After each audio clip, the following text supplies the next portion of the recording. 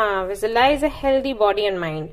हाँ, तो maybe कुछ हेल्थ इश्यूज हैं जो कि आपके ठीक नहीं हो पा रहे, आप डॉक्टर के पास जा रहे हो, ट्रीटमेंट ले रहे हो, फिर भी कुछ फायदा नहीं हो रहा। तो यहाँ पर आपको बोला जा रहा है कि आप विजुअलाइज करना शुरू करें कि आप हेल्दी हैं, क्योंकि जो भी है वो आपके ब्रेन से है। इसलिए हो सकता है जब आप डॉक्टर के पास जाते हो तो डॉक्टर्स आपको बोल देते हो कि आपके बॉडी में कोई दिक्कत नहीं है, आपके जो रिपोर्ट्स हैं वो सारे नॉर्मल आते हैं, आप बस ऐसे सोच रहे हो और कोई दिक्कत है नहीं, परेशानी है नहीं, जाओ आराम करो, ऐसा।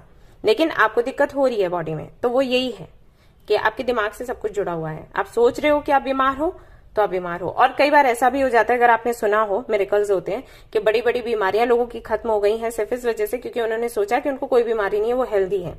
राइट? मैंने तो काफी सारी सुन रखी है, आपका मुझे नहीं पता। सो यहाँ पर आपको बोला गया है कि आप कर सकते हो, योगा कर सकते हो, मेडिटेशन कर सकते हो, क्राउन चक्रा पर आपने काम करना है, या फिर आप लिख सकते हो डायरी में। कई सारे अफर्मेशंस आते हैं,